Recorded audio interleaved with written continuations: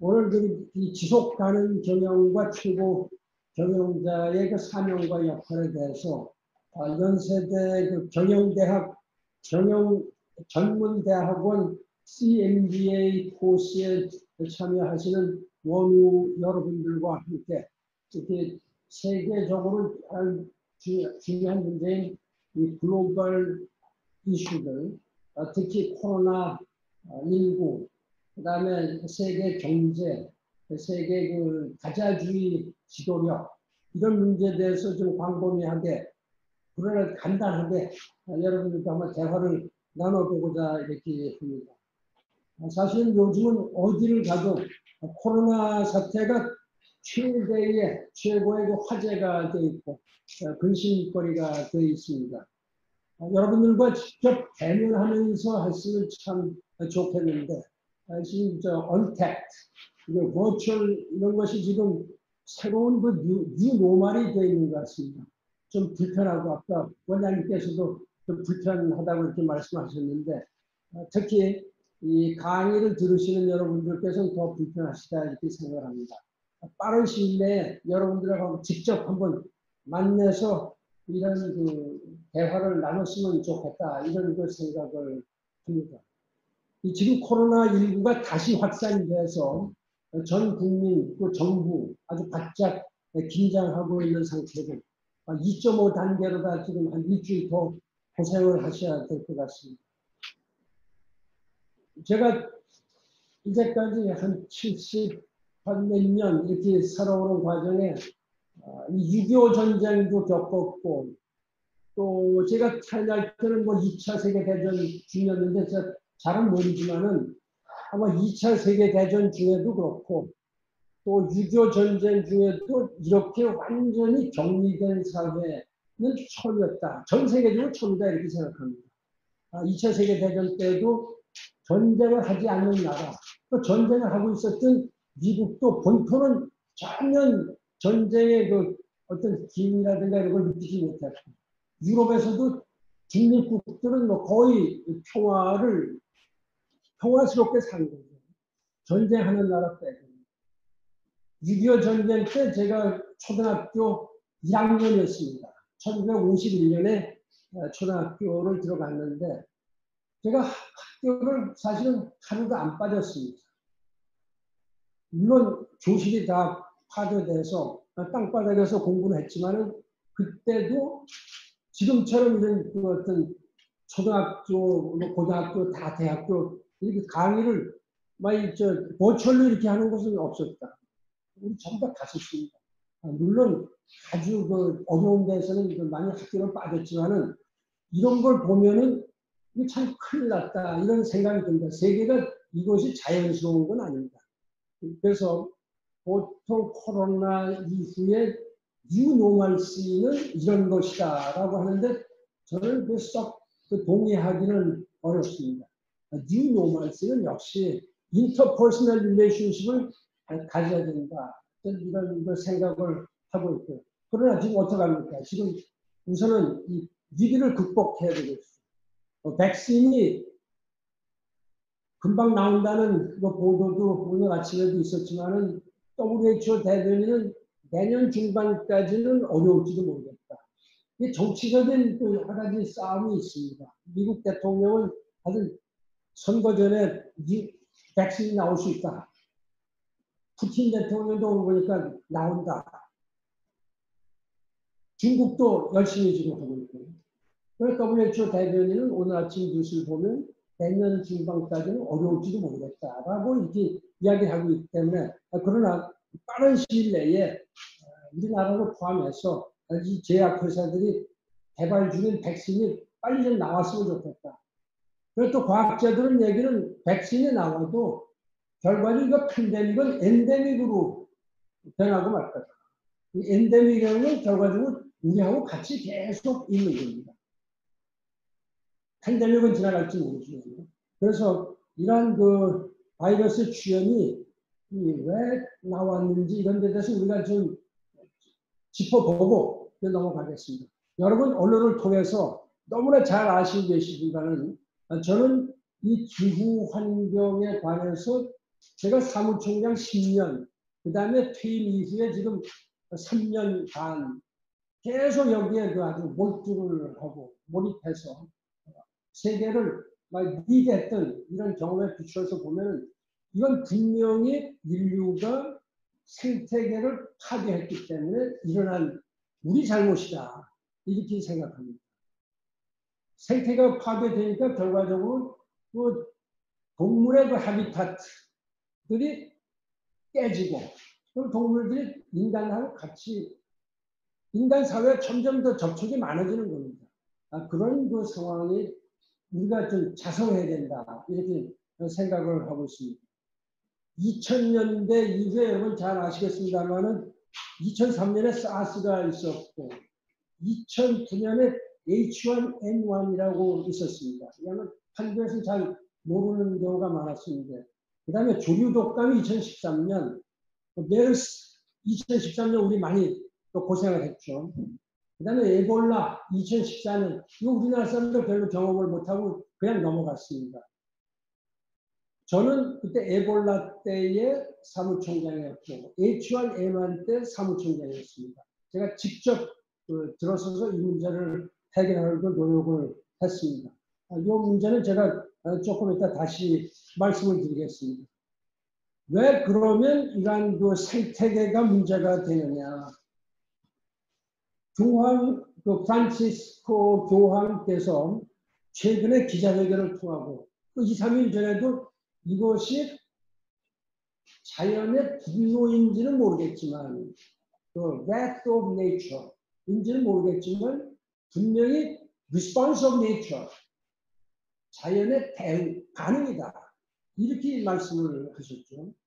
상당히 그 옳으신 말씀이다.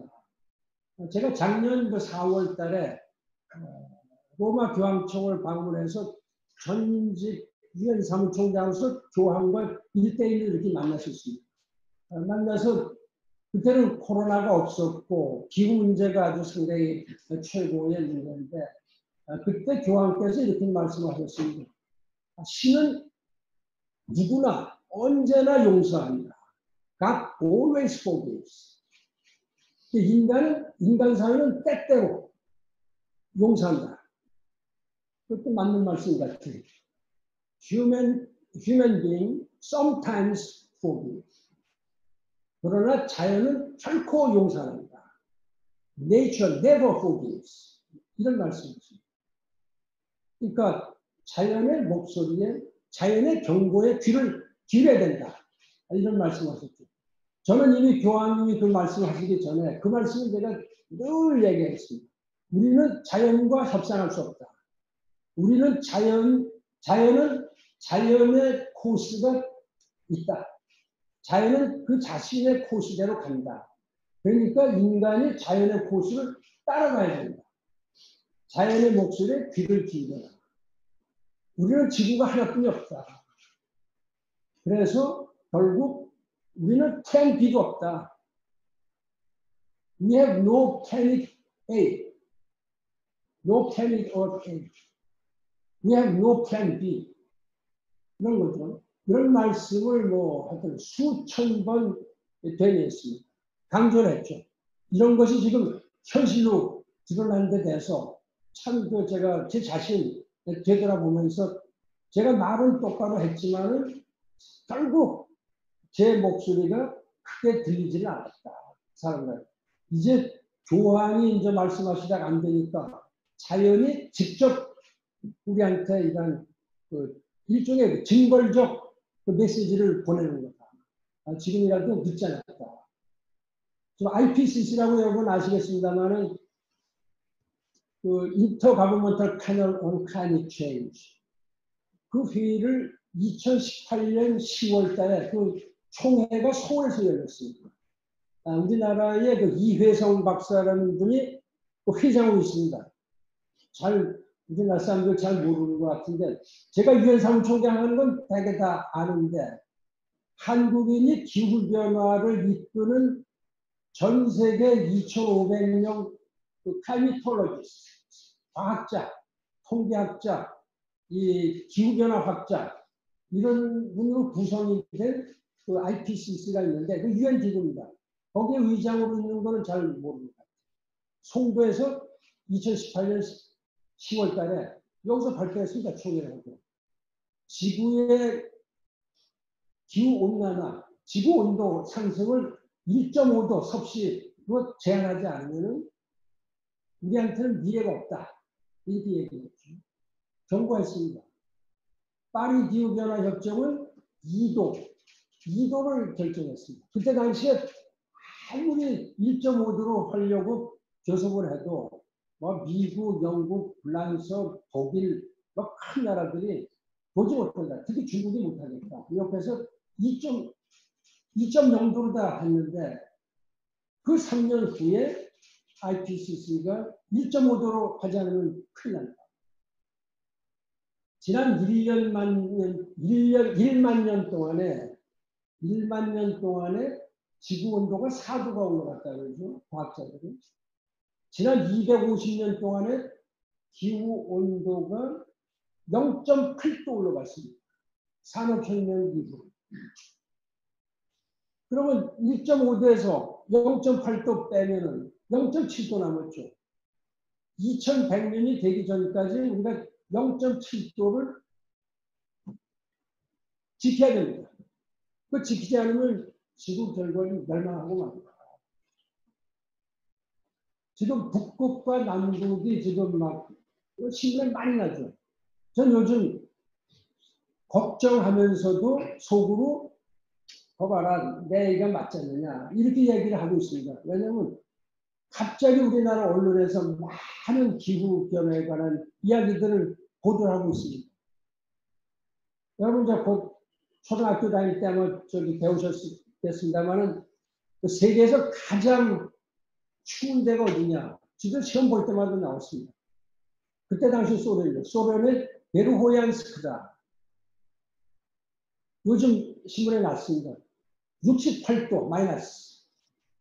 이것이 지난 7월 달에 섭씨 38도까지 올라갔다고 했죠. 그러면 38도, 마이너스 68도, 106도 차이가 납니다. 북극의 얼음, 남극의 얼음이 그냥 얼죠. 제가 북극 지방을 4번을 갔고, 남극을 1번 갔어요. 극지방을 5번을 갔어요. 대한민국에 지금 극지방에 1번이라도 간 사람 몇 명 안 될 겁니다. 제가 기억하기에는 KBS에 황상무 전에 앵커하던 분이 있는데 그분이 저를 수행해서 여러 나라 기자들하고 같이 북극을 한번 갔죠. 그린랜드. 어마어마한 그 추위지만 빠르게 녹고 있다. 이런 걸 볼 수 있어요. 제가 그래서 북극이 녹고 있다. 북극에 그린란드라고 있습니다. 그린란드가 면적은 우리 한반도의 5배쯤 되죠. 100만 평방킬로미터니까. 그 얼음의 두께가 3.2km. 깊이가. 얼음의 두께가. 그런 것이 지금 막 녹아난다고 이렇게 신문에 나지 않습니까?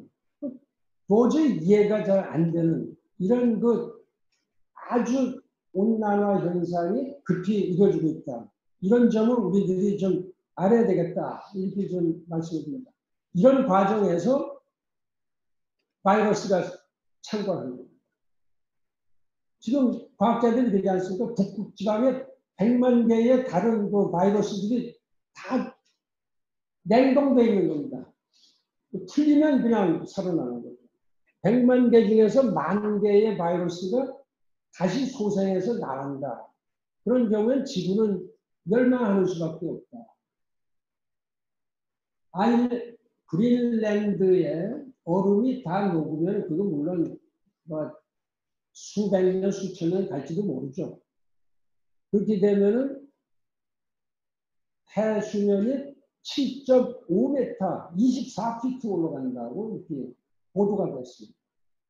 그러나 그때까지 가지 않더라도 지금과 같은 상황이 되면은 예를 들면 남극에 빙하들이 녹아나고 지금 속도로 간다면은 2100년 되면은 해수면이 60cm로부터 1m 또는 2m까지도 올라간다. 여러분, 이제 해수면 60cm 하면 아무것도 아닐 것 같은데, 지금 매년 해수면이 2mm씩 오르고 있다. 2mm씩. 이것이 쌓이면 금방 됩니다. 60cm 아무것도 아닌 것 같죠. 지금 우리 63빌딩이나 롯데타워 같은데 60cm만 물이 차이고 1m만 물이 차이면요, 그 전체는 100m 63cm 필요가 없는 겁니다. 전기 꺼지고 물 꺼지고 뭐 다 인간이 살 수가 없는 상황. 이런 거를 우리가 간과하고 있는 거 아니냐. 이런 데에서 우리가 이 팬데믹을 좀 당하고 있다. 또 팬데믹, 코로나 바이러스 팬데믹을 어떻게 우리가 해소를 해야 되느냐. 이건 사실은 세계가 다 같이 힘을 합쳐야 되는 거예요. 근데 지금 각자 보세요. 미국부터 시작해서 유럽, 가장 부자라는 또 가장 의료가 잘 돼 있는 미국, 유럽, 이런 데서 자기 코가 석자 빠진 겁니다. 그러니까 전부 다 하고, 더군다나 미국과 중국이 서로 블레임 게임을 하고 있죠. 정치. 이것이 파워 블레임 게임이죠. 어떤 G2 간에 이게 상당히 그 정치적인 싸움이기도 하지만은 그 이유는, 그 핑계는 코로나에서 트럼프 대통령이 찾고 있는 겁니다. 이러한 상황이 가면은 다 지구가 멸절됩니다. 지금 아주 심하게 하는 정보는 100년에서 200년 사이에 지구의 대멸절, mass extinction, 이 올지도 모릅니다. 지금 우리가 지난 지구가 45년 된다고 하는데 45년까지는 안 치고 지금 한 4억 5천만 년 전부터 시작해서 쭉 고생대부터 해서 쭉 볼 때 5번 절멸이 있었죠. 대절멸이 5번. 그때마다 대개 모든 동식물 종들이 스피시스 종들이 대개 93%, 97%가 멸종됐는데 이번에 대절멸이 오면은 대개 세계의 모든 종, 인간을 포함해서 70% 이상이 멸망할 거다, 멸절할 거다. 이런 아주 어마어마한 무시무시한 경고가 나오고 있습니다. 이런 점 우리가 깊이 새겨들어야 된다. 이런 점을 제가 강조를 합니다. 이거는 결국 우리가 힘을 합치는 수밖에 없다. 특히 세계 최강대국이고 리더 컨트리라는 미국을 포함해서 유로피안 유니언, 중국, 인도, 이런 큰 나라들이 대개는 힘을 합치지 않으면 아무도 안 됩니다. 제가 늘 그 사무총장 하면서 그걸 강조했습니다. 지금 우리가 겪고 있는 모든 글로벌 챌린지, 기후변화를 포함해서 이 가난 극복이라든지 질병 예방, 이런 것은 아무리 강하고 아무리 물자가 경제가 아주 좋은 이런 나라라도 혼전할 수 없다. 다 힘을 합쳐야 된다. 그 파트너십이 중요하다. 그러니까 정부, 또 기업, 또 시민사회, 이 3자의 트라이파타이트 파트너십, 이것이 중요하다는 걸 제가 늘 강조를 좀 하고 있습니다. 그래서 제가 조금 전에 말씀드렸습니다만 우리가 지금 어떤 사회를, 어떤 미래를 맡고 있느냐, 저는 그 뉴 노멀스는 사실은 우리가 인터퍼스널한 노멀 릴레이션십으로 돌아가야 되겠지만은 아마 당분간 우리가 이러한 어려움을 감수하지 않으면 안 되는 거 아니냐, 이렇게 생각합니다. 그래서 여러분들, 특히 학생들, 우리의 미래 지도자들을 가르치는 이런 데서 이런 글로벌 비전을 갖도록 교육을 시키는 것이 중요하지 않느냐, 이렇게 생각합니다. 이 흔히들 그 포스트 코로나 시대와 비포 코로나, 뭐 이렇게 애프터 코로나, 비포 코로나 이렇게 하는데 비포 크라이스트 하듯이 이렇게 재미나게 얘기를 이렇게 합니다만은 애프터 코로나 몇 가지 이제 저희가 있을 수가 있죠. 하나 그 정치학자들도 그렇게 하고 사회학자들이 이야기하는 것 중에 하나가 소위 그 국가 권력의 팽창이 좀 우려된다. 이거를 이제 영어로 빅브러더 가버먼트라고 이렇게 표현하거든요. 빅브러더 가버먼트. 정부가 지금 이 코로나 질병 예방의 그 차원에서 못하는 게 없습니다. 어떤 나라? 우리나라도 포함해서 1년에 4번씩 추가 경정 예산을 하죠. 뭐 100조, 200조 그냥 눈도 깜짝 안 하고 지금 추가를 합니다. 예산이 550조, 그건 이제 정부 예산이죠. 거기에 벌써 우리가 한 200조 이상을 쓰고 또 다시 추가 경정 예산을 또 하지 않습니까? 미국 마찬가지죠. 미국이 지난번 2.3조 달러를 썼습니다. 미국. 돈이 있으니까 하죠. 유로피안 유니언도 뭐 얼마든지 쓰죠. G20에서 저도 그 편지를 했습니다만 그 세계 그 전직 같은 총리, 국가 원수들 이런 사람들이 한 100여 명이 탈원서를 냈습니다. 저도 거기 전직 사무총장으로서 개도국들에 대해서 이 코로나 바이러스를 이기기 위한 긴급 지원을 해야 된다. 그거 하기 위해서 5조 달러를 G20 정상들이 내라. 우리나라 G20죠. 우리나라 5조 하는데 얼마나 기여할 수 있을지 모르지만은 하여튼 주로 이제 미국, 영국, 뭐 불란서, 독일 이런 그 큰 나라들, 유로피안 유니언 막 이런 데서 5조 달러를 내라. 그걸 하기로 했습니다.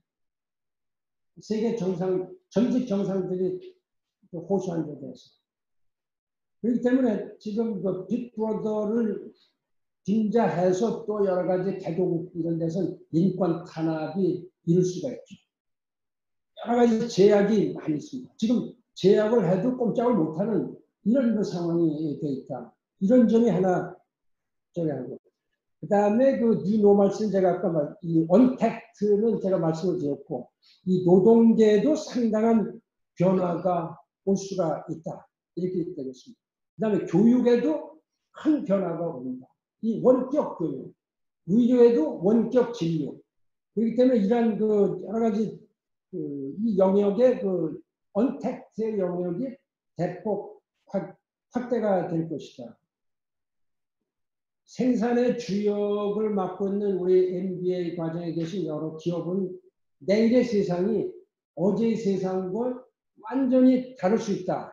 같을 수 없다. 이런 점을 뼈저리게 느껴야 된다. 이렇게 생각합니다. 당장 글로벌 공급망의 교란이 많이 생기고 있습니다. 이런 것에 대한 대비책을 강구를 해야 된다. 자연 생태계를 고려한 그 지속 가능한 경영 체제로 바꾸지 않으면 여러분들 장래가 없다. 우리 비즈니스 전체가 장래가 없다. 이런 점을 말씀을 드립니다. 그래서 제가 그러면 어떤 것이 지속 가능한 것이냐? 여기 원장님, 뭐 부원장님 전부 다 이렇게 이 배지를 좀 달고 있는데 제가 좀 감사드리고 이 배지는 사실 전 세대에서 막 뿌리기 시작했습니다, 사실. 저는 유엔에서 이제 차고 다녔는데, 제가 이제 아까 소개해드린 대로, 지속 가능 발전을 위한 반기문 센터 명예 원장으로 다 돼 있고, 저는 이제 손명세 교수가 이제 원장으로 이렇게 하면서, 이거를 많이 좀 해서 공급을 하자. 그래서 제가 많이 받아갖고 저도 뿌리고 있습니다.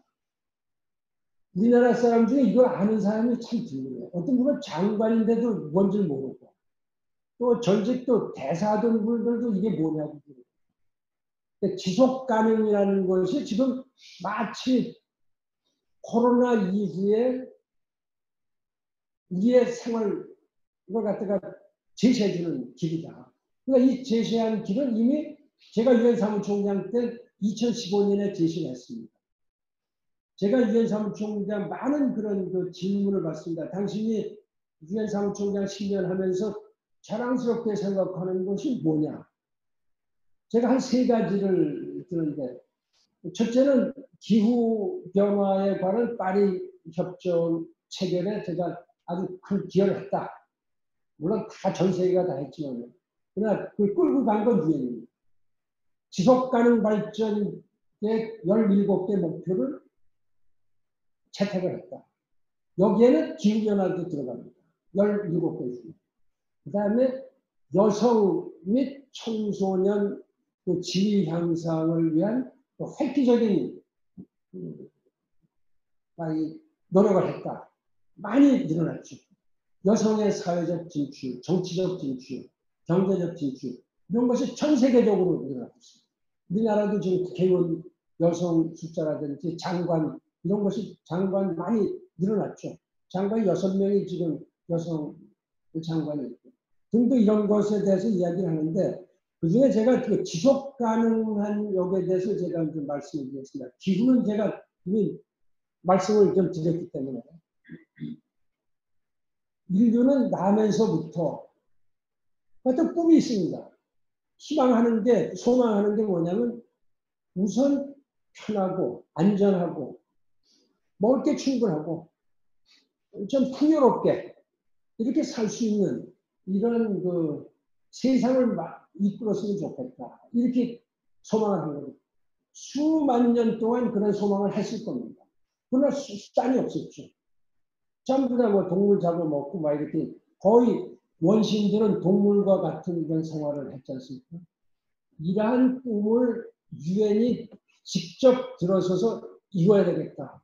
이거는 유엔이 창설된 지 43년 후인 1978년, 34년 후죠. 87년, 87년에 Our Common Future, 우리의 공통된 미래, 우리의 공동의 미래라는 어떤 그 결의를 합니다. 이게 그때 그 노르웨이의 총리를 하던 그 브룬틀란트 여사, 구로 브룬틀란트. 저하고 지금 같이 이렇게 또 일을 같이 하고 있습니다. 그분이 그 의장이 돼서 유엔 주도하에 어떤 위원회를 걸어서 저희 브룬틀란트 커미션을 만들었습니다.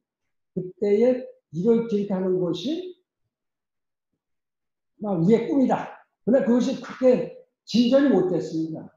그러다가 제 전임자인 코피아난 사무총장 때 뉴 밀레니엄이 왔습니다. 2000년, 서기 2000년 그때 전 세계가 막 흥분하고 새로운 기대에 찼죠. 이때 유엔이 어떤 것을 제시할 수 있겠느냐. 이 Our Common Future를 위해서.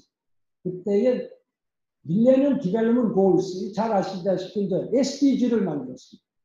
그때의 8개의 목표를 제시했죠. 그러나 이 8개 목표는 전부 다 그 개도국들을 위한 것이었어요. 질병 예방, 가난 극복, 뭐 이런 거죠. 그러니까 우선 extreme poverty eradication, 아주 그냥 극빈계층을 반으로 줄이겠다. 2015년까지 15년 목표를 뒀습니다. 반으로 줄이겠다. 이건 됐습니다. 2015년까지 세계의 극빈층을 반으로 줄였는데 이것도 사실은 어떻게 보면 형식적으로는 줄였는데 실질적으로 줄이지 못했다. 근데 중국이 아주 고도의 경제 성장하면서 4억 7천만 명이 되는 중국 사람들을 극빈층에서 베꼈습니다. 중국이 자랑스럽게 생각합니다. 그러니까 통계가 확 올라가는 났지만은 전 세계적으로 아직도 거기에 이르지 못했다. 아직도 10억 명 이상이 하루에 12억인가요? 하루에 약 2,000원. 그러니까 1달러 90센트 가지고 사는 그것은 이제 월드뱅크에서 극빈층이다. extreme poverty, abject poverty, extreme poverty 이렇게 얘기해요. 아직까지 못하고 있죠. 그 다음에 거기 말라리아 예방이라든지 HIV 예방이라든지 이런 그 질병 예방이 많았습니다. 그러다가 저 때에 2015년이 끝나니까 2015년부터 2030년을 목표로 한 Sustainable Development Goals, Agenda 2030, Agenda 2030 and its 17 Sustainable Development Goals. 17개의 고를 채택했어요. 거기에 Extreme Poverty, 이거는 반으로 죽는 게 아니라 2030년까지 완전히 없습니다. 그 다음에 초등교육 못 받고 있는 학생들 다 구제할 뿐만 아니라 퀄리티 에듀케이션을 양질의 교육을 제공하겠다. 그 다음에 모든 사람이 건강하게 살겠다. 젠더 인파워먼트 하겠다. 등등 여러 가지 나오죠. 기후변화도 그 중에 하나입니다. 13번째 고지. 그런데 기후변화는 너무나 중요하고 너무나 급하니까 이거를 정치적인 선언이 아닌 조약 형태로 해서 구속력 있게 만든다. 그게 힘들다. 제 있는 그 9년 사이에 10년이 있지만 9년에 끝냈는데 9년 동안 어마어마한 교섭을 거쳐서 2015년 12월 12일 날 파리에서 드디어 그 협정이 채택이 됐죠. 이건 조약입니다. 어느 나라나 의무적으로 했고 나머지는 사실은 정치적인 선언이죠. 이거 했으면 좋겠다. 내가 다 안 하죠. 우선 뭐 자기 코가 석자라고 막 자기 것만 하죠. 우리나라부터도 많이 안 하고 있습니다. 솔직히. 제가 그래서 자꾸 가끔 정부에 대해서 쓴소리를 하죠. 대통령이 그린 뉴딜을 발표했는데 이거 부족하다. 제가 공개적으로 얘기했죠. 저는 사실 국가기후환경위원회 위원장입니다. 정부지. 대통령이 임명을 했죠. 그렇지만 국가기후환경위원회 위원장보다 전직위원 사무총장으로서 전 세계 원로 중에 한 사람. 제가 또 세계 원로 그룹의 부의장입니다. 구호 브룬트란트라든지 노벨 평화상 받은 사람들, 이런 국가 대통령, 총리 이렇게 한 사람들이 모여서 하는 세계 원로 그룹에 제가 부의장으로 있습니다. 그런 자격으로 제가 그린 뉴딜 환영하지만은 그러나 정확한 목표를 제시를 안 하고 있는 거예요. 전부 다 쇼텀 그 경제 회복, 경기 부양책가 나왔다. 이걸 제가 공개적으로 좀 비판을 했죠. 이런 것은 우리뿐만이 아니라 국제사회가 그렇게 평가를 하는 겁니다. 아, 한국이 왜 이렇게 하냐. 한국은 기후 악단이다. 클라이밋 딜런스. 그 다음에 우리는 기후변화에 관한 하도 안 하니까 G7의 명령을 해버립니다. G7이라는 건 아주 명예로운 적인데 그게 아니고 안 하는 7 기후변화에 역행하는 7나라를 지정을 했습니다. 거기에 G7. 내가 그거 갖고 잘 못 알아들으니까 기후 악당이다.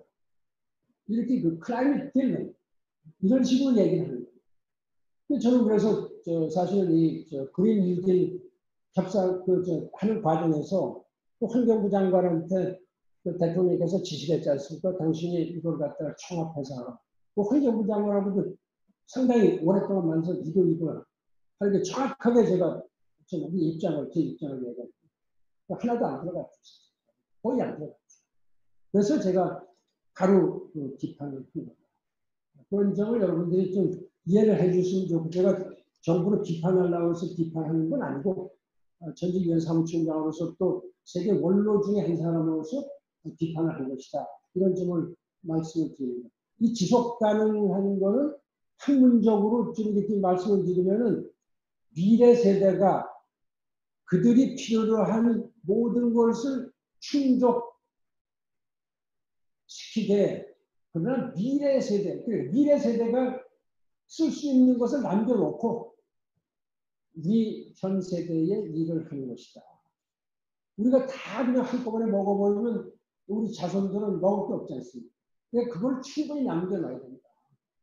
재원, 자원, 모든 기술 이런 걸 다 남겨놔야 됩니다. 이것이 서스테이블한 소사이티다. 이런 점을 말씀을 드립니다. 제가 또 이 기후변화 이야기를 조금 좀 더 해야 되겠는데, 금년에 각국이 NDC라는 그런 규정이 있습니다. Nationally Determined Contribution. 각국이 자기들이 취할 목표를 정해라. 이렇게 아주 조약에 나와 있습니다. 금년 말까지. 우리나라가 그거를 어떻게 할지 지금 걱정입니다, 사실은. 그렇게 계속 얘기를 하고 있죠. 왜냐하면 7월 달에 그린 뉴딜 때에 대통령께서 탈탄소화 사회를 지향한다. We aim for decarbonized society. 이렇게 얘기한 겁니다. 언제까지 탈탄소화를 할 거냐. 이거 사실은 얘기를 안 했죠. 그게 여러 전문가들이, 학자들이 계속 비판합니다. 여러분, 신문에 많이 봤죠. 많이들 비판해서 환영한다. 그렇지만 이거 부족하다. 제가 민주당 의원들 한 50여 명 국회에서 개원하자마자 초청을 해 가서 정확하게 제가 국회의원들 50여 명 앞에서 제가 지적을 했죠. 여러분들 좀 더 해야 됩니다. 왜 지금 세계 73나라가 유로피안 유니언은 물론이고 이런 세 나라가 2050년까지 탄소 제로를 만들겠다. 그러니까 지금 하늘로 올라가는 시커먼 하나도 없어야 됩니다. 우리나라가 1년에 한 7억, 하여튼 7억 900만 톤인가 이렇게 하늘을 다 뿜어내고 있습니다. 이것이 세계에서 7번째 많이 하고 있는 나라죠. 이거를 완전히 제로로 만들어야 됩니다. 공기가 깨끗해야 되겠죠. 하늘이 파랗고. 그거를 할 수가 있느냐. 정말 자신이 도저히 2050년까지 30년 남았는데도 못하겠다. 그러니까 연도를 적지는 않습니다. 그냥 지향한다. 근데 지금 73개국이 2050년까지 하겠다. 물론 못하는 나라가 더 많죠. 저 아프리카에 이 대도국들 이런 데는 못하죠. 근데 그 나라에서 뿜어대는 건 그렇게 많지는 않습니다. 주로 10나라들이죠. 주로 10나라. 거기서 이 하늘을 다 새까맣게 만들어 놓고 그 사람들 산업이 되는 게 별로 없으니까. 그러니까 거기는 우리가 원조를 줘서 계속 그 기술을 발전시키는 이런 걸 해야 되는데 못하는 겁니다. 그래서 제가 지금도 계속 얘기해요. 제가 직원들하고 많이 싸우죠. 전문가들하고. 못할 때 뭐냐? 해라. 막 이런 식으로 계속 하고 있습니다. 이것이 지금 그러나 한 가지 걱정은 미국이 저희 클라이밋 체인지 거기에서 탈퇴를 했고 또 한 가지 좀 기대해 볼 만한 건 제가 미국 선거에 저기 한 건 아닙니다만 조 바이든은 자기가 당선이 되면 바로 들어가겠다. 근데 참 묘한 게 미국이 탈퇴를 하겠다는 것이 11월 4일 날 발효가 됩니다. 근데 미국 대통령 선거는 11월 3일 날이에요. 그래서 아주 재미난 저기인데, 그러니까 미국 대통령 후임자가 선출이 된 다음에 발효가 되니까, 저는 적당히 비교해서 알아서 이렇게 좀 할 수 있는 거 아니냐, 좀 이렇게 기대를 지금 하고 있습니다. 이 기후변화와 관련해서 또 말씀을 드리면은 우리나라에 아주 중요한 국제기구가 있는데 사람들이 잘 모르고 있는데 GCF라고 서울의 송도에 위치가 되어 있습니다. 이것은 UN 기구입니다. Green Climate Fund. Green Climate Fund. 왜냐하면 개도국들이 돈이 없으니까 선진국들이 돈을 모아서 개도국들을 갖다 지원해줘야 됩니다. 1년에 1,000억 달러를 이렇게 모금하게 되어 있습니다. 그것이 타겟가 금년입니다. 작년에 대통령께서 1억 달러를 더 내겠다 이렇게 이제 말씀을 이렇게 하셔서 환영을 받았는데 사실은 1,000억 달러 모금에 한국이 1억 달러 한다는 건 큰 기여는 아니죠 사실. 그러니까 하여튼 나는 그렇게 해서 이게 전부 다 정부 돈으로 하는 게 아니라 기업의 여러 가지 참여라든지 하여튼 그런 건 많이 있겠지만은 이거를 매년 1,000억 달러를 모아요. 매년. 그러니까 금년까지 목돈을 모았다가 내년부터는 매년 1,000억 달러를 해서 대국들한테 이제 지원을 해야 되는 이런 거죠. 제가 지금 하나 맡고 있는 게 글로벌 그린 그로스 인스티튜트, GGGI라고 혹시 들어보셨습니까? 서울에 본부가 있습니다. 대한민국 정부가 기구를, 국제기구를 만들었죠. 제가 그 이사장 겸 집행위원장으로 있는데, 지금 현재 32개국이 거기 들어와 있습니다. 이것도 기후, 그린 이코노미를 하기 위한 상당히 중요한 기구다. 그러니까 GCF가 있죠, GGGI가 있죠. 또 아직도 중요한 걸 우리 국민들이 전혀 모르고 있는 게 IBI라고 있습니다. International Vaccine Institute. 진짜 백신 하는데 우리나라에 벌써 20년 이상 있는데 아는 사람이 없어요. 제가 계속 요즘 문제를 일으키고, 그리고 김정숙 퍼스트 레이디가 지금 명예 총재가 지금 돼 있는 이런 상태. 최근에 명예 총재직을 수임을 해서 거기에 대한 기대 가치, 이 존재 의의를 좀 많이 높였는데 그것도 좀 좋은 일이다. 좀 이렇게 생각을 합니다. 제가 이제 좀 마감을 해가면서 이렇게 말씀을 드리겠는데, 제가 마지막으로 말씀드린 첫째는 우리가 지향할 지속 가능한 발전, 또 특히 그린 뉴딜의 개념과 목표를 정확하게 짚고 나가야 됩니다. 그러니까 경기 부양 차원을 넘어서 기후 변화, 이 서스테이너블 디벨롭먼트, 큰 그림을 봐야 됩니다. 그러니까 제가 하도 답답해서 사무총장 그만두고 제일 먼저 한 게 비엔나의 반기문 센터 포 글로벌 시리즈였어요. 세계 시민이 없다. 전 세계 지도자들 아무리 눈 뜨고 봐도 과연 세계적인 그 글로벌 시리즌십을 가진 지도자가 누구냐? 글로벌 시리즌십을 가진 비즈니스 리더가 누구냐? 비즈니스 리더들이 있습니다. 뭐 빌 게이츠라든지 뭐 여러 가지 그런 분들은 자기가 번 돈을 아낌없이 뭐 수십억, 수백억 달러씩 이렇게 기여를 하지 않습니다. 정치 지도자들은 진짜 없어요. 진짜 없어요. 제가 이런 얘기 한번 좀 전하지만 앙겔라 메르켈 같은 그 독일 총리 그런 분들 보면 존경스럽다. 피난민 100만 명을 받아들이겠다. 우리 피난민 만약 어디서 몇백 명만 들어와도 막을 겁니다. 시리아 피난민, 뭐 여러 피난민들 100만 명을 받아갖고 자기가 한번 선거에 상당히 애를 많이 먹었지 않습니까? 그래서 그거 말고도 많은 기여를 합니다. 지금 우리가 트럼프 대통령 글로벌 리더라고 볼 수 있으니까 글로벌 시민이 아니죠. 여러 가지 참 문제가 많이 있다.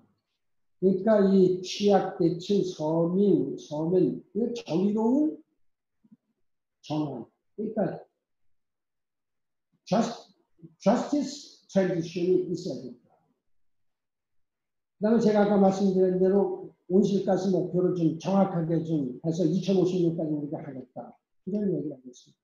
마지막으로 제가 여기 기업에 책임을 지고 계신 분들이 경영인들이 많이 계시기 때문에 말씀을 드립니다. 아까 말씀드린 대로 어떤 정부 지도자도 경제가 잘 되지 못하면 지도력을 계속할 수가 없습니다. 선거에서 집니다. 상당히 상호관계가 있죠. 그러나 어떤 기업도 정치가 잘못되면 이게 또 기업을 제대로 할 수가 없죠. 그다음에 안보가 흔들리면 더더군다나 전쟁하는데 사업이 됩니까? 경제가 됩니까? 그래서 정치와 경제는 아주 낄려 낄 수 없는 관계가 있다. 기업이 잘하면 정치인이 그냥 그대로 올라가요. 인기가 막 올라가죠. 정치인이 잘 못해요. 정치가 기업이 할 수 있는 여건을 마련해주고 이런 여러 가지 규제라든가 이런 걸 갖다가 잘 정리해주지 않으면 손발 묶어놓고 비즈니스 해라 이런 걸 마찬가지이기 때문에 그래서 유엔에서 이런 걸 좀 도와주기 위해서 UN 글로벌 컴팩트를 만듭니다. UN 글로벌 컴팩트 코리아 네트워크는 제가 만들었습니다. 사무실. 그때 없었어요. 제가 사무총장 때. 이거는 이 MDG가 채택이 됐었을 때, 밀레니엄 디벨롭먼트 골스가 2000년에 채택됐을 때 유엔에서 아니 이거 어떤 비전만 가지고서는 안 된다. 이걸 비즈니스 커뮤니티가 유엔을 도와야 된다. 또 자기 나라를 도와야 된다. 이런 의미에서 UN 글로벌 컴팩트를 만들었죠. 그게 작게 시작을 했습니다. 작게 시작을. 지금은 세계에 한 몇천 개의 그 굴지의 기업들이 들어왔죠. 뭐 코카콜라다, 뭐 네슬레다, 무슨 GM, 포드, 우리 한국의 SK, 뭐 하여튼 굴지 기업들이 들어왔죠. 한국도 265개의 글로벌 컴팩트 세우고 있습니다. 제가 사무총장이 돼서 그 지도를 이렇게 쭉 보니까 글로벌 컴팩트 쭉 분포가 되어 있는데 보니까 한국에 딱 빠져 있는 겁니다. 그냥 한국이 빠질 수가 있는 거예요. 그래서 제가 막 그 이야기를 하고 정부도 이야기를 하고 그렇게 해서 이제 당시 주철기 대사를 사무국장으로 임명을 하고 막 등등 해서 지금 265개의 그 유수한 기업들이 들어와 있는 겁니다. 그러니까 기업과 정부는 공생, 상생이죠. 어떤 기업을 쳐내서 정치가 잘 되는 게 없고 또 정치가 잘 되면 기업은 또 일어나는 이런 그러니까 거기엔 좀 그냥 어떤 뭐 협조만 하는 게 아니라 인간 사회에서 지켜야 될 모든 그것이 있습니다. 예를 들면 인권 존중이라든지 노동, 환경, 뭐 부패 방지 뭐 등등 여러 가지 10개의 아주 기본 그 프린시플이 있습니다. 이것이 유엔 헌장이 지키고 있는 여러 가지 제시하고 있는 이거랑 마찬가지예요. 국가가 제시하고 있는 여러 가지 기본 틀과 마찬가지다. 기업이 그 범위 내에서 움직이면은 정부는 적극적으로 이거 지원을 해야 된다. 결과적으로 이 UNGC, UN 글로벌 컴팩트가 유엔의 아주 중요한 아젠다로 하나 선택이 된 거는 기업의 적극 참여 없이는 SDG에 이룰 수가 없다. 기후변화 할 수가 없다. 정부는요, 돈이 제약이 되어 있습니다. 세금을 걷어서 돈이 나오기 때문에. 그러나 기업은요, 정부보다 훨씬 더 많은 돈을 가지고 있죠. 우리 삼성, SK, LG, 뭐 현대, 뭐 이런 데 다 합치면 우리 정부 예산보다 훨씬 더 많습니다. 자산. 특히 세계 굴지의 그 기업들. 이건 뭐 어마어마하게 많죠. 지속 가능 발전 목표의 실천, 또 파리 기후변화의 그 협정의 이행, 등등 이런 것은 우리 사회를 좀 더 지속 가능하고 좀 더 퀄리티 라이프 오브 퀄리티를 지향하는 이런 것이다. 이 고도 문명 시대가 돌아왔지만은 우리가 그야말로 자연이 제시하고 있는 여러 가지 수능의 법칙 이런 거가 하지 않으면 안 된다. 그래서 지금 제가 아까 5번의 절멸이 있었다. 6번째 절멸이 올지도 모른다. 그러니까 지금 이 지질학자들이 그 인류세라는 말을 다시 많이 들으셨죠. 인류세, 안트로포세, 이건 그 인류세. 그러니까 만약에 우리 인류가 살아서 몇백만 년 후에 지질학자들이 땅을 파보고 다 지질을 해보면 거기에 남는 게 뭐가 있냐. 전부 다 시커먼 뭐 탄소라든지 뭐 여러 가지 이런 것만 남아있는 그 인류세 안트로포스라고 그러죠. 전문적인 말로 이렇게 합니다. 그러니까 우리가 피할 수 없다면 정면으로 맞아요. 지금 뭐 닥쳐오고 있으니까. 그러니까 제가 그런 얘기를 하죠. Climate change is approaching much, much faster. than we may expect.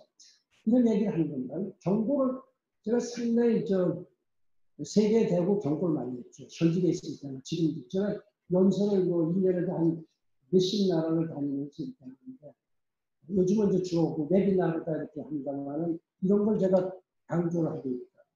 여러분들이 하시는 그 기업, 이거 기업을 영어로 엔터프라이즈라고 그러는데 엔터프라이즈라는 기업이라는 뜻도 있지만은 모험이라는 뜻도 있다. 사전에 보시면. 그러니까 이 모험을 하되 이 글로벌 비전을 가져야 됩니다. 내가 한국인이 아니고 한국인을 벗어나서 세계 시민이고 내 기업은 내 기업이 아니라 사회의 기업이고 나라의 기업이고 또 세계를 위한 기업이다. 이런 그 정신을 갖는 것이 좋다. 유명한 그 경제학자 그 슌페터가 말하는 그 크리에이티브 디스트럭션, 창조적인 파괴. 결국 위기를 벗어나서 항상 혁신하라는 이런 그 말씀 아닌가 이렇게 생각합니다. 한국의 기업과 혁신가들은 한국 전쟁의 탈 속에서 우리나라를 10대 경제 강국으로 다 이렇게 아주 참 이뤄냈습니다.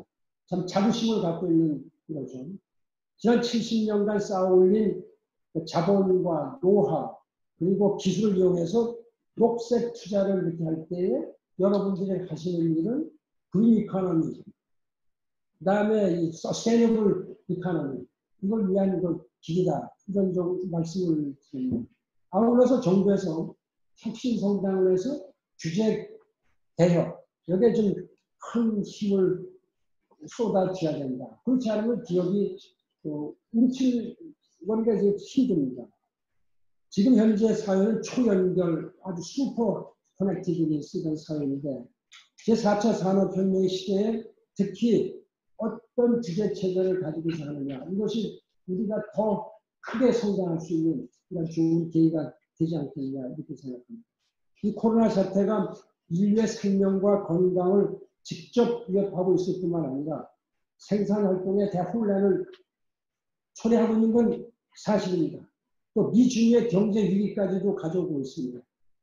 기업은 코로나발 경제 위기의 1차적 피해자지만은 이와 동시에 이것을 극복한 1차적인 주역이다. 이런 자부심을 가지시고 여러분들이 같이 일하시면서 그럼 우리가 모든 사람이 보다 더 잘 사는 보다 행복한 이런 사회를 구축하지 않을까 이렇게 생각합니다. 경청해 주셔서 감사드립니다. 고맙습니다.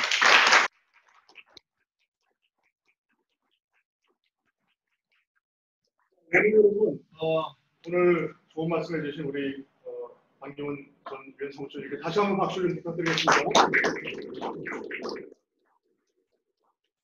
시간이 한 5분 정도 남았습니다. 그래서 우리 총장님께 꼭 질문을 하고 싶으신 우리 어른들 지금 질문을 마이크를 켜고 질문을 좀 해주시기 바랍니다.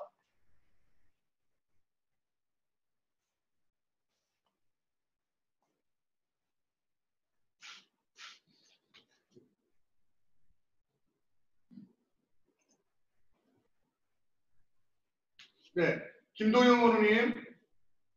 네, 안녕하세요. 예, 총장님 말씀 잘 들었습니다. 지금 코로나 이후에 지금 사회적 거리두기를 하면서 한편으로 지금 사회적 갈등이 좀 심해진 면이 있다고 생각을 합니다. 그래서 여러 가지 갈등이 많아진 상황에서 어떤 정부의 정책도 갈등을 부추기는 면이 있었고 그 많은 사람들이 좀 민감해하고 좀 여러 가지 예민해 있는 상황에서 이런 갈등을 해소하기 위해서 국가 이제 그 정부와 기업은 어떤 역할을 해야 될지 그 부분에 대해서 좀 말씀해 주시면 감사하겠습니다. 아까 제가 말씀드렸습니다만은 불편한 건 사실입니다. 그러나 이런 불편이 오래 가서는 안 되겠죠. 안 되겠고 또 이 정부도 이런 국민들의 그 불편 이런 것을 최소화할 수 있는 범위 내에서 코로나를 방역하고 이렇게 해야 되는데 지금 사실은 그 인간의 그 본성이 전 자기가 가지고 있던, 누리고 있던, 향유하고 있던 여러 가지 이 자유로운 움직임 이런 거에 제약을 가는 거 아주 싫어하죠. 싫어하고 마스크도 꼭 써야 되고 어디도 가지 마라, 식당도 가지 마라. 이런 그 불편이 있습니다만은 저 생각에는 한 가지 우리가 참고 넘어가는 수밖에 없는 거 아니에요. 지금 보십시오. 저 미국 그 대통령부터 뭐 마스크 안 쓰고 또 유럽도 그냥 그대로 내버렸지 않습니까? 결과적으로 보면요. 제가 그 통계를 미리 보니까 지금 2,700만 명이 전 세계적으로 걸렸죠. 확진자. 그 중에 85만 명이 사망을 했는데 그 중에 4분의 1은 미국이에요. 근데 사실은 우리나라에서도 솔직히 말씀드리면 고치다 안 되면 미국 그 무슨 암센터 뭐 이런 데 가지 않습니까, 지금. 근데 어떻게 그런 그 세계 최고의 나라에서 사람들이 많이 죽느냐. 그건 제 생각에는 그 방역 수칙을 위에서부터 안 지켰다. 그 사이언스, 엑스퍼트, 거기에 말을 안 들은 겁니다. 그러다 보니까 그 조 바이든 대통령 후보는 몇 가지 그 키워드를 얘기를 했는데 그 중에 사이언스라는 말이 들어가 있습니다. 8개 단어 중에. 사이언스. 과학자를 믿어라. 지금 트럼프 대통령의 과학자 얘기 안 들은 건 뭐 많이 알려진 사실이 아니겠습니까? 우리나라는 과학자들의 말을 국민들이 잘 듣고 있다. 물론 여러 가지 몇 번 불미스러운 일도 있습니다만은 그래서 우리가 지금 똑같은 기간에 뭐 인구 비례로 따지더라도 우리 사망자 300여 명에 또 확진자 2만여 명 이거는 세계적으로 참 보기 드문 그런 그 기록입니다 사실. 근데 아프리카 같은 데 보면은 기록이 그렇게 많이 안 나와요. 왜냐하면 테스트를 할 우선 저기가 없고 시설도 없고 그런 게 없고 또 사람들 테스트도 못 시키고 그러다 보니까 그냥 걸리면 걸리고 죽으면 죽으니까 통계가 안 잡혀서 그렇습니다. 전 그렇게 봅니다. 제가 유엔에 있었던 경험으로 보면. 그러나 우리는 아주 철저하게 테스트를 하는데도 불구하고 대개 그 정도 나왔으면 사실은 우리는 성공한 케이스다. 자랑을 너무 내세워서 막 자랑하면서 자만할 건 없지만은 그래도 자부심을 가져야 되고 그래서 아까 제가 말씀을 드렸죠. 빅브라더 가버먼트. 어느 나라나 지금 빅브라더 가버먼트를 하고 있습니다. 그래서 조금 참는 이런 것이 이 시민의 또 이 세계 시민의 그냥 일이 아니라 도의 아닌가 이렇게 생각합니다. 하여튼 조금 불편하시더라도 참는 수밖에 없을 것 같습니다. 한 가지만 더 질문을 좀 받도록 하겠습니다. 신정수 의원님 말씀하세요. 마지막 질문입니다. 네, 총리 안녕하십니까. 저 오늘 말씀해 주셨던 것 중에서 그 글로벌 시티즌이라는 단어가 되게 인상 깊게 들렸습니다. 근대적인 그 시민에 대한 정의가 좀 더 확장된 것 같은데요. 그럼 결국에는 우리나라뿐만 아니라 지구 전체를 봤었을 때 우리가 다양한 주제에 대해서 관심을 갖는 건 맞는 것 같습니다. 아까 짧게 그 난민 수용에 대해서 언급을 해 주셨습니다.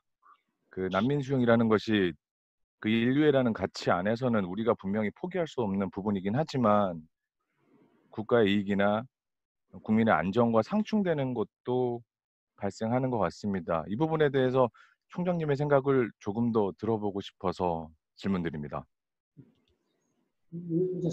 그 글로벌 시리즈니스 이것을 제가 강조하는 이유가 저도 사실은 한국에서 장관까지 했습니다만 그때까지도 그런 생각이 안 들었죠.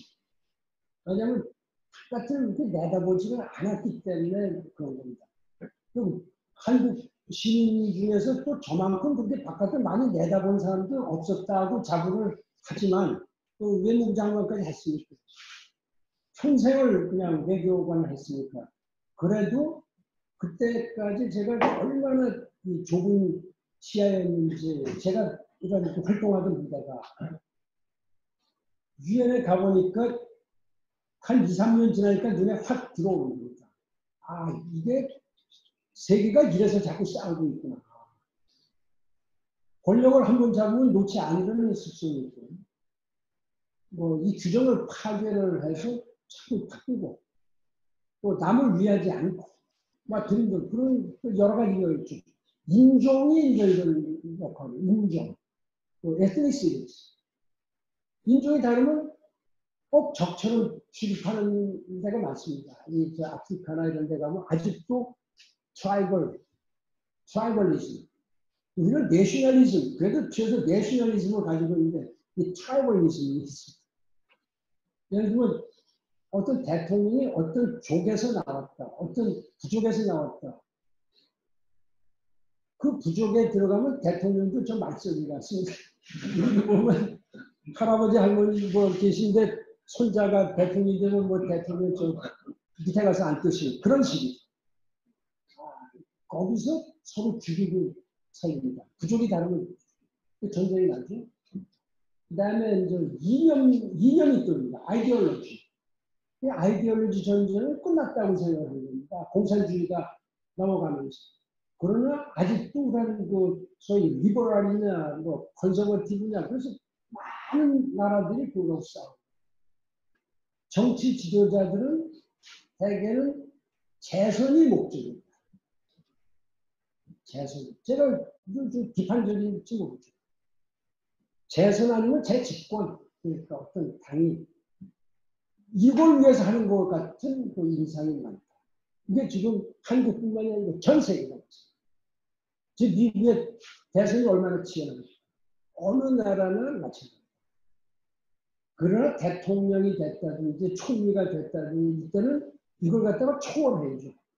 그래서 우리 국민 막 우리 우호 반대 이렇게 했는데 그거는 제가 이게 안 되겠다. 그래서 제가 사실은 많은 그 세계 정상들하고 대화를 하면서 그 잔소리를 꽤 많이 했습니다. 사실 뭐 제가 근데 유엔 사무총장으로서 때 이런 식으로 했을 때 당신이 죽어서 여기에 뭐라고 써있기를 기대합니다. 막 이런 식으로까지 제가 당신 딕테이터라고 여기 쓰고 싶으냐 아니면 프리덤 파이터라고 그게 디모크래틱 리더라고 쓰고 싶으냐 이런 식으로까지 막 그 공개적으로 사실은 멀건일지도 모르죠. 그래서 제가 하여튼 저는 주권 국가의 대표는 아니었지만 저 세계라는 그 유니버설 오가니제이션 그런 데서 많이 나온 게 피해되는 건 누구냐면 국민입니다. 거기서 나온 게 피난민들이죠. 피난민이 지금 8천만 명 있습니다. 8천만 세계. 2차 세계대전 중에 피난민이 6,500명. 2차 세계대전이 얼마나 참혹했습니까? 6천만 명이 죽었죠. 죽은 사람은. 6,500만 명이 전부 다 나갔죠. 직업이 없어서 보다 좋은 직장을 갖기 위해서 나가는 사람을 소위 이제 그 migrant, internally displaced persons, 또 refugee 이게 좀 개념이 좀 다른데 전체적으로 통틀어 볼 때에 migrants, refugees 이런 사람들이 한 8,500만 전 세계가 이렇게 됩니다. 시리아가 2011년부터 계속 내전이 벌어지다 보니까 거기서만 한 6, 700만 명이 그냥 나오죠. 터키에는 300만 명의 시리아 사람들이 들어왔습니다. 졸단에 약 200만 명의 이 쪼만한 졸단에 200만 명의 피난민들이 수용이 되어 있습니다. 제가 작년 8월 달에 방글라데시를 가서 로힝자 그 피난민촌을 가봤습니다. 110만 명이 거기 있습니다. 이 인구가 많고 버글버글해서 죽겠는데 거기 110만 명의 로힝자 피난민들이 제가 그걸 보고 아주 눈물이 나는 거죠. 그렇다고 제 힘은 없고 이제는 삼촌들도 아니죠. 저도 지금 로힝자 뭐 이런 거 막 세계 언론에 기고도 하고 연설도 하고 막 이렇게 여기 UN 하이 커미션 오브 레퓨지스 UNHCR이라고 해서 그런 사람들 저한테 여기서 사무실 자꾸 찾아와서 부탁을 하고 어떤 국제회의도 한번 하자 뭐 이렇게 하고 있는데 이런 것은 미국, 뭐 영국이다 이런 아주 큰 나라들 이런 나라들이 힘을 안 씁니다. 세계 시민 정신이 없는 겁니다. 우선 내가 더 중요하다. 우리나라 국민이 더 중요하다. 근데 미국이 어떻게 해서 존경을 받았습니까? 인권에 아주 인권을 제일 가치로 삼고 그 여러 가지 부나 이런 거를 한국이 전쟁 때라든지 이럴 때 아낌없이 지원을 합니다. 그러다가 지금은 전부 다 국내보다 이렇게 아주 이거 세계 시민 정신하고 무관하고 있어요. 그러니까 피난민도 결국은 세계 시민 정신의 저격 때문에 제가 그래서 아까 말씀드린 대로 그 오스트리아의 그 전직 대통령이 한 분 계신데 그분하고 저하고 공동 의장을 하면서 그 반기문 센터 뭐 글로벌 시리즈 그래서 자꾸 그 얘기를 하는 겁니다. 자꾸 제발 너무 쇼텀 게임에 그냥 앞에 그 목전에 떨어진 것만 하지 말고 좀 멀리 봐. 좀 제가 이 학생들한테도 가끔 그런 얘기를 하는데 제가 그 62년에 그 케네디 대통령을 고등학생 때 만나니까 그때 그 얘기가 지금도 쨍 하는 게 그때 케네디 대통령이 지금 세계 국경은 큰 의미가 없어졌다. 그때는 국경이 더 셌죠. 공산주의하고 국경은 의미가 없다. 왜냐하면 너무 통신이 발달하고 교통이 발달했어요.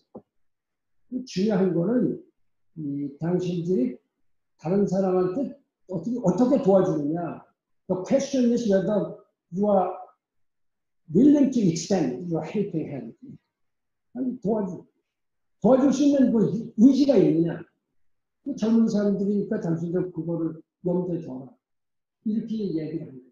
제가 이 얘기를 많이 그 젊은 사람들한테 당신들은 한국 학생들이라는 거 이제 잊어버려라. 한국을 벗어나가. 딴 데서 어떻게 하고 있는지 가서 보고. 제가 가끔 보면요. 세계를 다니다 보면 깜짝깜짝 놀라는 게 한국 청소년 중에 전혀 거기 있지 않을 때에 한국 젊은 남녀들이 봉사활동을 해요. 아, 그때 진짜 가슴이 뭉클하죠.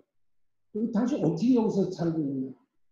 거의 원주민들하고 같이 활동한다. 영어도 가르치고, 영농 기술도 가르치고, 이렇게 했는데. 우리가 좀 더 그런 걸 더 하면 점점 이 피난민 숫자도 줄어들고 있죠. 그래서 뭐 제가 말씀을 더 할 게 많지만은 이 정도에서 끝내겠습니다. 고맙습니다. 감사합니다.